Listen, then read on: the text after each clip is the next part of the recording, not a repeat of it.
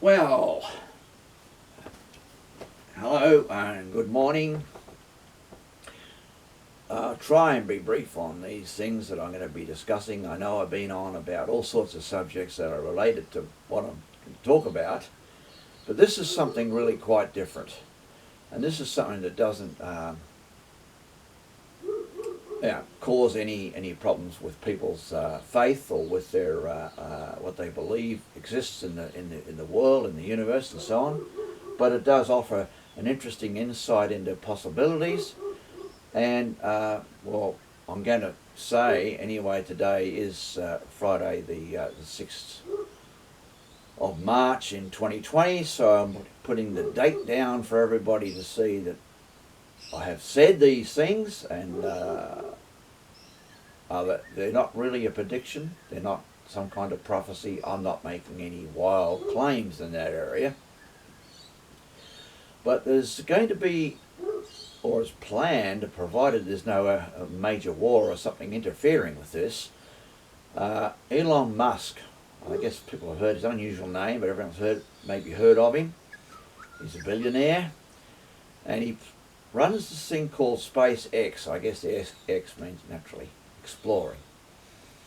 Anyway, there's a plan to have 5 rockets go to Mars in 2024. Now that's not far away. You think about it, 4 years.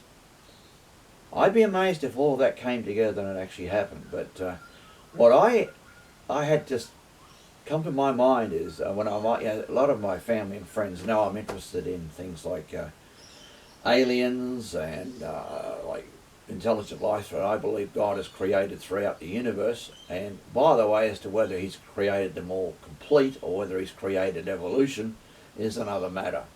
But I think he might have done, and he might have programmed it, and it doesn't matter that it's taken 4 or 5 billion years for anything to happen. But wouldn't it be interesting if those 5 rockets go to Mars? It's all planned out. They land, they've got all the food, they've got fuel, they've got all kinds of things. They've already thought about these things. And they take 9 months to get to Mars. They land in the chosen area that they want to explore. They're there, by the way, they say anything from 3 or 4 months to up to, I think they're allowing 9 to 12 months maximum. They would then fly back to Earth. Now, no doubt they'd bring lots of rock samples and other things, whatever they find when they're on Mars.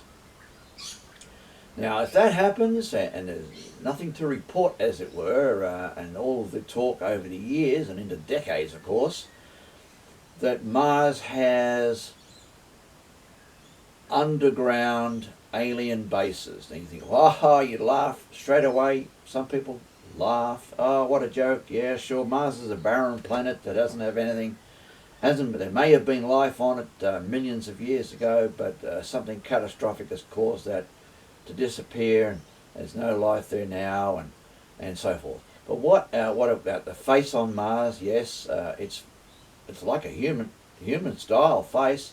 Well, some people would argue straight away, oh, you see, that's a human style face, so what's that doing on Mars? Well, I'd say that only just adds to the evidence that God's created life throughout the universe, and some of it is human-like, very much human-like, I'll put it to you that way.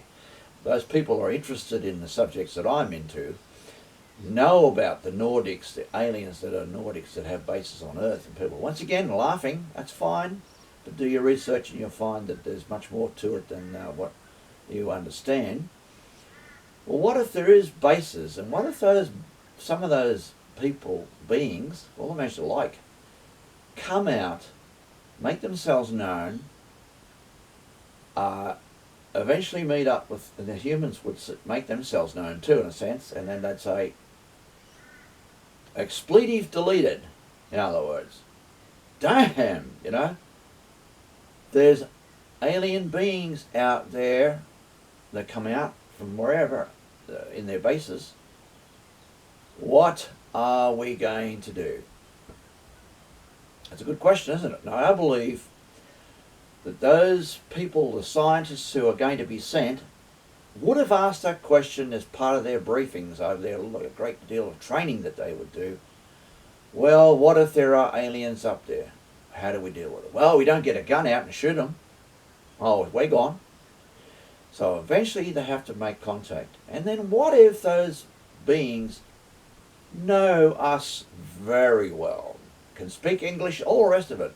Sounds like science fiction, doesn't it? But what if they do? And what if they say, well, leave all your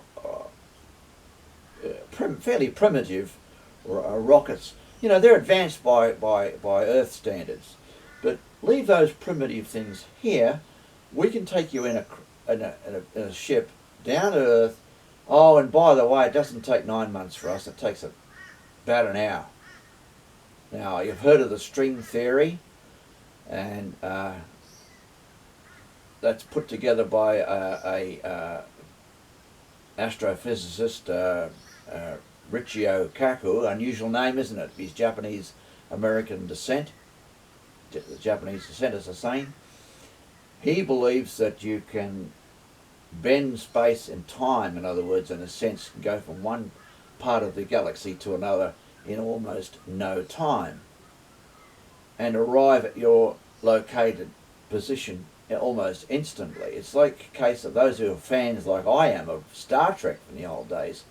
Beam me up, Scotty, which of course was never said, but it's set the coordinates and teleportation, and a moment later, way faster, I guess, than the speed of light, you appear at the location that you want to go to. And so they do.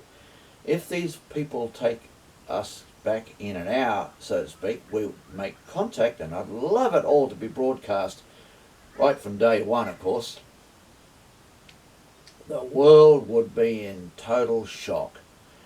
We'd have millions of questions to ask, and we'd make the final full contact with these people. And it may not be just these people, it may not be one race, it may be a number of races that have bases there.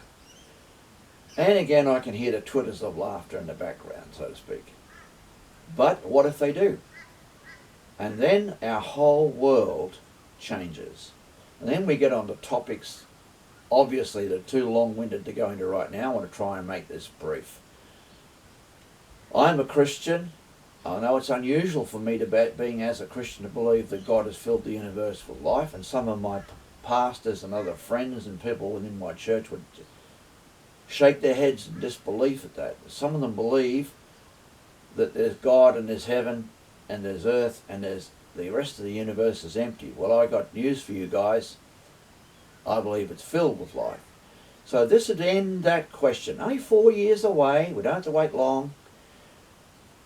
They arrive, we interact, they speak literally at the United Nations and etc., and make full formal contact with us. And then begins the teaching about what's going on in the universe. Now, I believe that, and I've done a lot of reading on the topic. Those of you who have heard of the Anunnaki and have heard of Sumerian culture and history would know something of that there's been an interaction for thousands of years between not only the Anunnaki, I'm sure, but others. People scoff at Van Daniken's ancient astronauts, but there's a lot of truth to be seen in that. And then we come to a conclusion, in a sense, that we're not alone, but yes, there is a God. Yes, the universe is filled with life, and oh yes, evolution exists because God programmed it. I would put it to you that way. Nothing, I would stress again many times, as I've said, nothing. Our universe doesn't come about, and our life doesn't come about entirely by accident.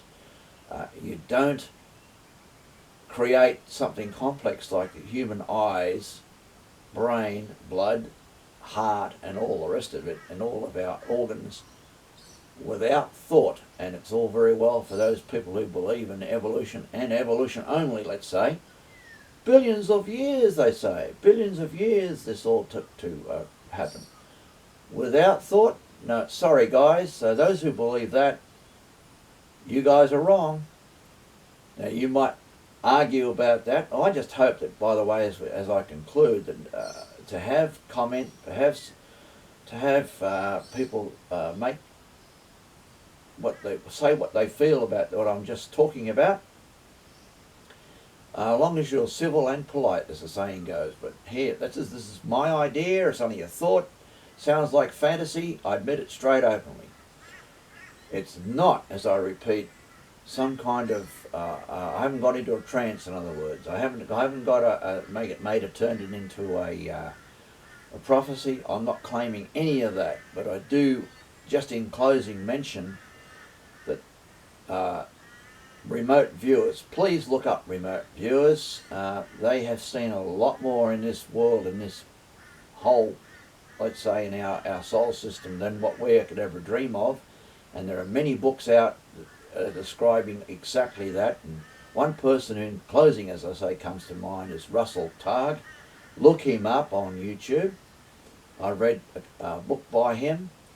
He is a scientist. He is a physicist, and he has the remote viewing capability, and others. He mentions others that have had this wonderful ability and see many things in the world. And there are basically there's proof. He has a book about ESP exists. Now he gets off onto things like he talks about a number of other issues that he believes in and so forth. But the main thing is remote viewing is real. It used to be called ESP. All right, well, I've prattled on a lot, you might say, guys. Let's just leave it at that for now, and then I'd like to hear back from you, and thank you for viewing.